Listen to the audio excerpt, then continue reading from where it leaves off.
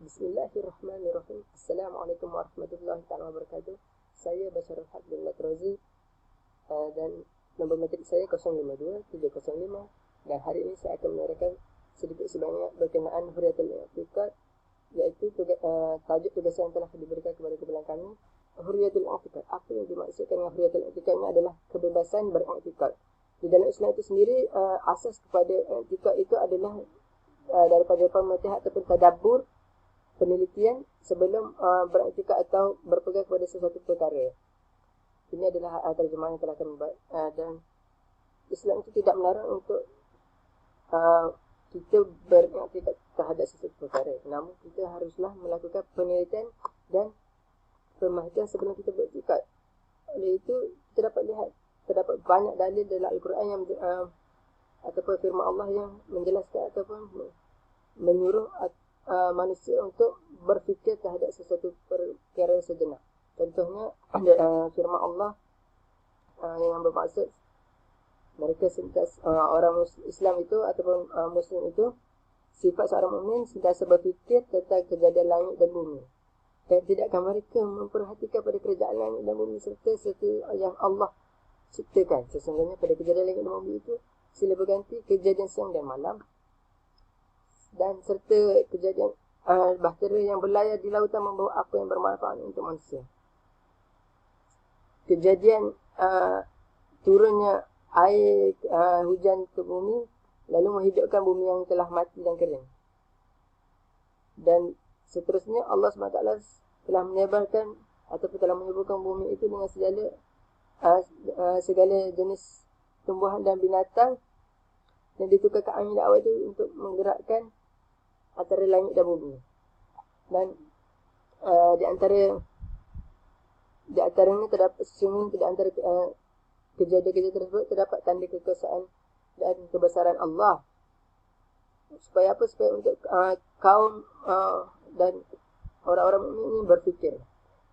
Dan agama Islam itu untuk satu agama yang untuk menuntut seluruh umat manusia menentukan ataupun beriktikad ataupun menentukan suatu hukum atau sebarang perbuatan berdasarkan akal fikiran, bukan melakukan secara sambil lewat ataupun secara ikut nafsu. Baiklah.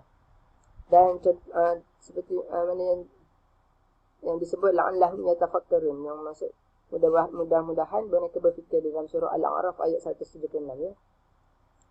Dan bukan itu saja, malahan di dalam perenggan pertama ini banyak dalil-dalil yang menunjukkan supaya kita sebagai umat manusia untuk tidak melakukan sesuatu perkara itu secara sambil lewat ataupun secara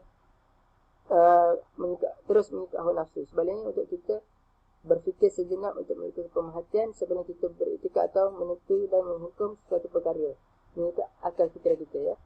Contohnya dalam surah Al-Baqarah ayat 44, surah An-Nisa ayat 82, surah Al-Ra'd ayat 19, surah Al-Baqarah ayat 296, surah Yunus ayat 99, dan banyak lagi. Bukan itu saja, terdapat juga beberapa perkara yang saya ingin keluarkan daripada tajuk ini, yang mana apa yang kita dapat belajar daripada al-hurriyatul i'tiqad ini, yang mana agama Islam itu suatu agama yang tidak melarang untuk manusia dalam beriktikad, tetapi kita harus berfikir sejenak untuk melihat ataupun kita meneliti kesan ataupun baik dan buruk suatu perkara itu. Oleh sebab itu kita dapat lihat sebagaimana kerajaan ataupun penguasa sesebuah pemerintah itu, dia tidaklah menentukan ataupun menghukum suatu perkara itu dengan sewenang-wenangnya, tetapi suatu kerajaan itu hendaklah ataupun perlulah berfikir baik dan buruknya sebelum menentukan sesuatu hukum. Misalnya sesuatu COVID-19 yang telah berlaku sekarang, apakah yang sebuah kerajaan perlu fikirkan terlebih dahulu? Kerana apa? Segala tindak tanduk kerajaan akan menyebabkan kemudaratan ataupun kebaikan kepada masyarakat itu sendiri. Oleh itu kerajaan tidaklah semudah-mudah dalam menentukan suatu hukum atau menjalankan satu arahan kepada rakyatnya. Contohnya seperti COVID, sekiranya kes harian COVID-19 ini semakin meningkat saban hari, jadi apakah yang perlu dilakukan oleh kerajaan? Adakah kerajaan perlu lakukannya atau membuat keputusan secara terus ataupun perlu melakukan perbincangan? Baiklah, sekian saja penerangan daripada saya, dan seterusnya saya akan serahkan perinciannya kepada sahabat-sahabat yang lain. Sekian, wabillahi taufiq wal hidayah. Assalamualaikum warahmatullahi wabarakatuh. Bismillahirrahmanirrahim. Assalamualaikum warahmatullahi wabarakatuh. Nama Muhammad Faris bin Muhammad Azran. Nombor metrik 054191. Hari ini saya akan bentangkan mengenai tajuk Hurriyatul I'tiqad pada muka surat 47 dan 48. Okey, yang pertama saya akan baca dulu petikan, dan yang kedua saya akan memberi satu ataupun dua poin. Bismillahirrahmanirrahim. وتبعا لذلك فقد أمر الإسلام بأن يضع النور الإسلامي بين أيدي الناس ولا يجيرون عليها، وترك للناس حرية البقاء على عقائدهم وكنائسهم وعبادتهم وطقوسهم، ولهم يتبعون أحكام دينهم وعبادتهم وأحوالهم الشخصية من زواج أو طلاق أو ميراث، ولكنهم بعد ذلك خاضعون لنظم الإسلام فيما ليس في أدياؤهم من أن أنطمه. Okey, dan sewajarnya Islam menyuruh menghidangkan makanan Islam itu kepada manusia di antara manusia, dan tidak boleh memaksa mereka terserah kepada manusia itu sendiri untuk merasa kekal ke atas meneruskan akidah mereka. Di sini yang kita boleh faham mengenai akidah seseorang, i'tiqad ke atas akidah seseorang. Kita tidak boleh maksa seseorang itu untuk beriktikad, tetapi akidah i'tiqad seseorang itu di atas diri mereka sendiri. Jikalau tersilap perkara tersilap i'tiqad, maka terbatallah akidah seseorang itu.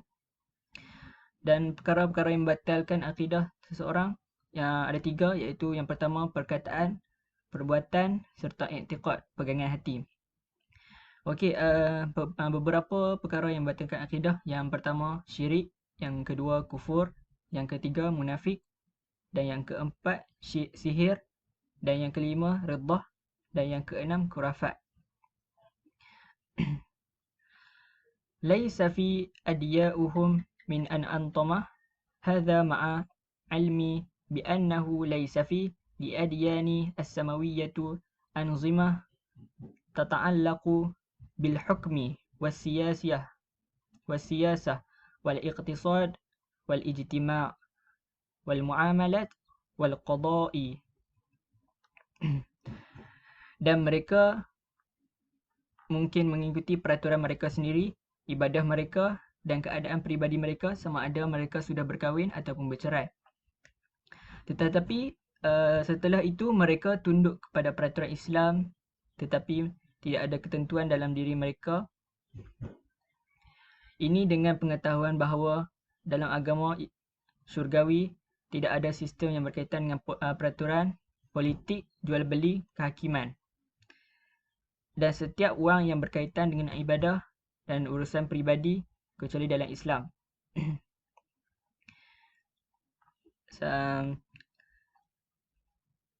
ففي هذه يعامل أصحاب الاعتقاد لأخرى كما يعامل المسلمون سواء بسواء، إذ إن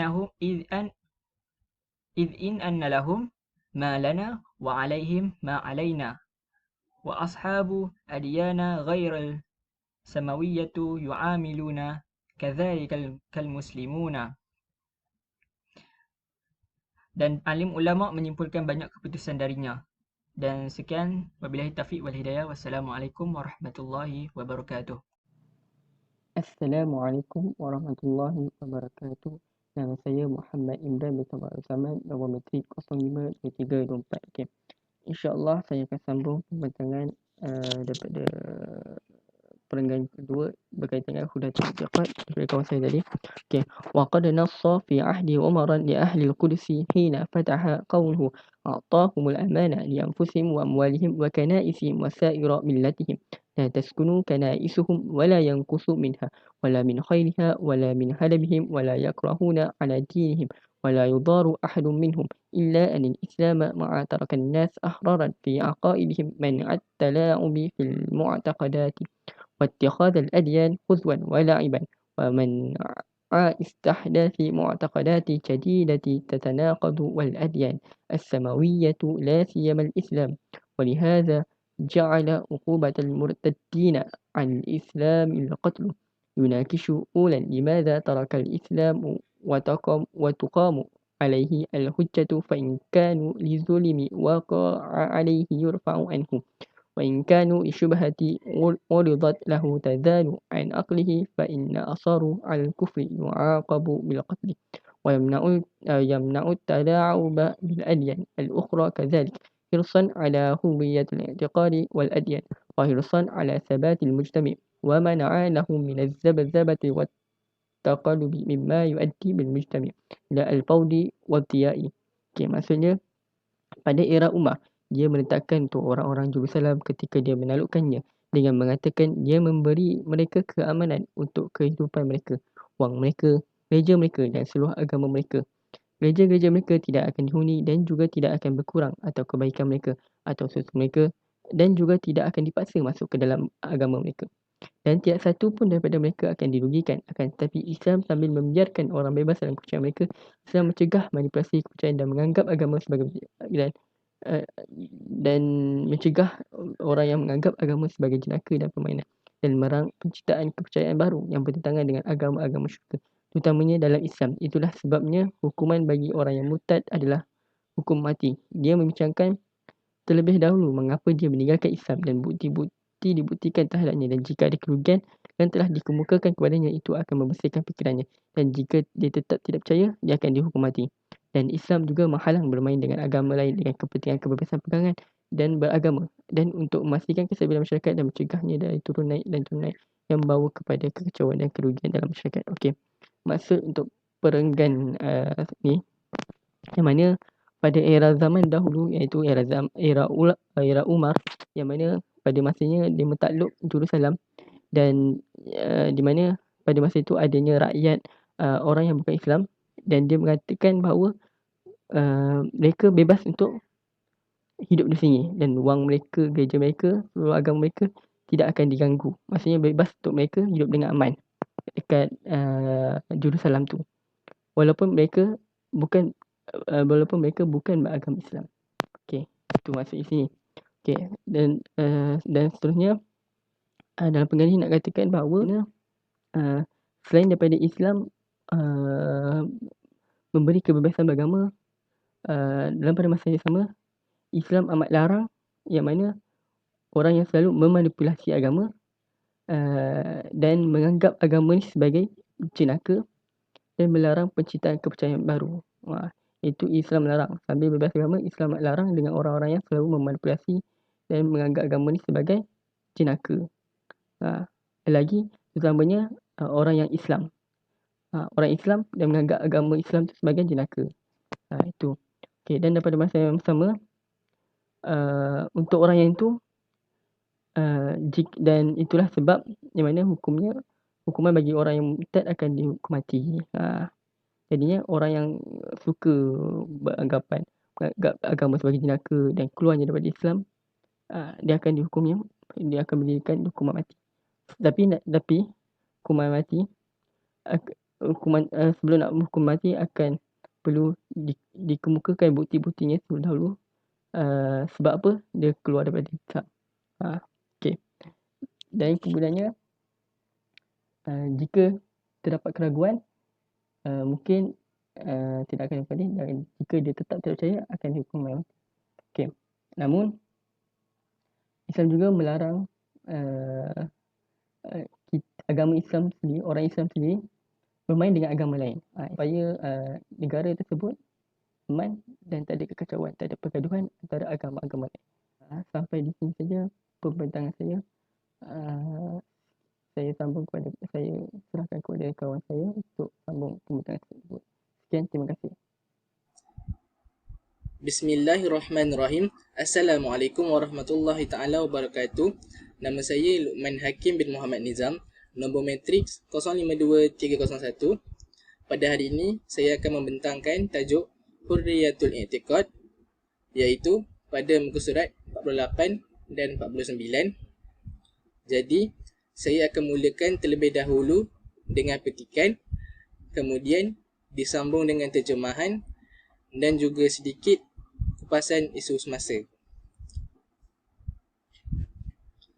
Wa waqi'ul islami at-tarihi hafilu biturika an-nasi ahraran fi aqaidihim duna ijbari ala aqidatu muayyinah wa duna ilzami bi aqidah Rasul sallallahu alaihi wasallam akral yahudi ala yahudiyatahum fil madinah wal yaman wan nasara ala nasraniyatahum fi biladil arabi wa ala al-asi fi najran waqtada bihi Abu Bakar radhiyallahu anhu wa qad amra asamah biturikan nasi ahrara fi aqaidihim wa amruhu bi anna la yuqattilu ar-ruhban wa anna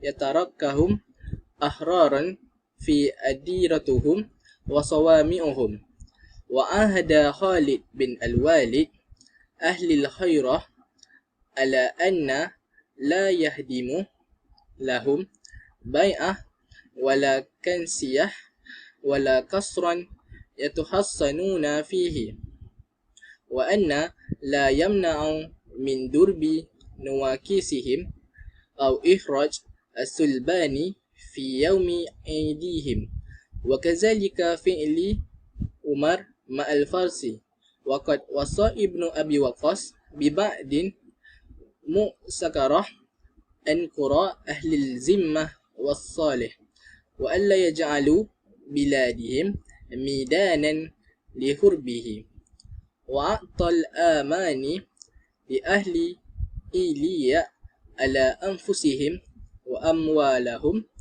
wa kanaisihim wa sulbanihim wa annahum la yadtahiduna bisababin nasraniyatahum wa kutubin li ahli al-balad amanan ala aqaidihim wa ghairiha kama kutiba li ahli Baitul Maqdis.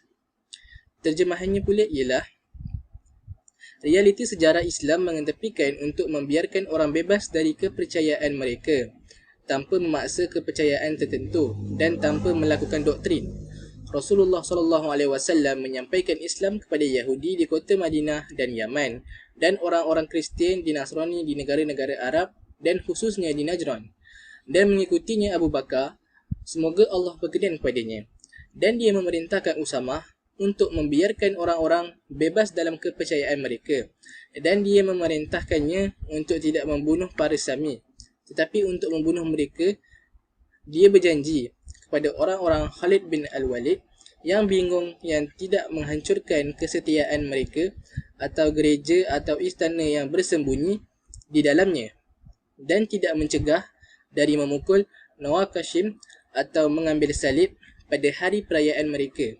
Begitu juga Umar dengan orang Parsi. Ibnu Abi Waqqas telah mengikuti kem dimensi untuk ahli desa-desa dan perdamaian dan tidak menjadikan negara mereka sebagai arena perang, dan memberikan keamanan kepada orang-orang Ahliya sendiri dan wang mereka dan gereja mereka dan salib mereka, dan mereka tidak dianiaya kerana dari Nasrani. Dia menulis kepada orang-orang di negara itu lebih aman atas kepercayaan mereka dan orang lain, sebagaimana dia menulis kepada orang-orang Baitul Maqdis. Antara antara isu semasa yang dapat dikaitkan dan dapat dikupas dengan daripada perenggan ini ialah bagaimana Islam, iaitu daripada zaman Rasulullah SAW, tidak pernah ada paksaan dalam memeluk agama Islam. Kerana agama Islam itu ialah agama yang syumul, dan agama Islam tidak pernah memaksa dan untuk melakukan apa-apa untuk memaksa orang lain untuk memeluk Islam. Kerana Islam adalah agama yang tidak zalim, dan Islam memberikan mereka ruang untuk bebas menganut dan mengamalkan kepercayaan mereka. Sebagai contohnya, pada masa kini, yang lebih terdekat adalah sepertinya di Malaysia. Walaupun Malaysia terdapat masyarakat yang berbilang kaum dan berbilang agama, dan agama rasmi bagi negara Malaysia adalah agama Islam, namun agama Islam sangat menghormati kepercayaan dan budaya agama lain. Kerana dalam Islam itu sendiri mengajarkan iaitu akhlak dan adab. Maka dengan itu, di sini dapat kita pelajari bahawa daripada zaman Rasulullah SAW hinggalah sekarang, bahawa agama Islam itu adalah agama yang bukan zalim, kerana Islam membenarkan masyarakat dan rakyat di bawah pemerintahannya untuk bebas beragama dan mengamalkan kepercayaan mereka. Itu sahaja daripada saya. Sekian, terima kasih. Wabillahi taufiq wal hidayah. Assalamualaikum warahmatullahi taala wabarakatuh. Assalamualaikum warahmatullahi wabarakatuh. Nama saya Muhammad Firdaus bin Muhammad Nazri, nama metrik 052308. Okey, insya-Allah saya akan meneruskan perenggan yang terakhir. Bismillah. Wa istamara al-muslimuna kadzalika fi jami'i ahudihim fi i'ta'i asy-syu'ubi fi dhall al-hukmi islami hurriyat al-i'tiqadi wa min muraja'atin basitatin li jami'i at-tashri'ati في كتب الفقه الإسلامي نجد تخرير هذه الحرية من غير نكير ومن مراجعة واقع الأمر في عهود الدولة الأموية والعباسية والفاطمية والأيوبية والمماليك والعثمانية يتضح تقرير هذه الحرية في أجل مظاهرها. Terjemahannya ialah umat Islam terus menjalankan semua perjanjian berkaitan dengan hak kebebasan beragama untuk memberikan kepada semua rakyat di bawah pemerintahan Islam. Dan dari tinjauan ringkas semua perundangan yang terdapat dalam buku-buku perundangan Islam, kami mendapati bahawa kebebasan beragama ini adalah selama-lamanya. Dari tinjauan mengenai realiti masalah di era pemerintahan Umayyah, Abbasiyah, Fatimiyah, Ayyubiyah, Mamluk dan Uthmaniyah, tinjauan tersebut membuktikan bahawa kebebasan beragama ini sangat berkesan dan dapat menyelesaikan masalah pada masa tersebut. Okey, seperti mana yang kita tahu, di dalam perkara 3 perlembagaan persekutuan, agama Islam ini merupakan agama bagi persekutuan, tetapi agama lain boleh diamalkan dengan aman dan damai di mana-mana bahagian persekutuan. Okey, begitu juga di dalam perkara 11, tiap-tiap orang berhak menganuti dan mengamalkan agama masing-masing. Okey, di sini jelas menunjukkan bahawa penganut agama lain tidak perlu gusar kepada paksaan ke atas mereka untuk menganut agama Islam. Hak kebebasan ini bukan sahaja dalam ajaran agama Islam, tetapi dimaktub dan seterusnya dijamin dalam perlembagaan persekutuan. Untuk orang Islam, perlembagaan menjaga mereka dengan baik untuk menganut dan mengamalkan agama mereka. Jadi, janganlah pula mereka sendiri yang menentang ajaran agama mereka sendiri. Okey, itu saja daripada kumpulan kami. Sekian, terima kasih.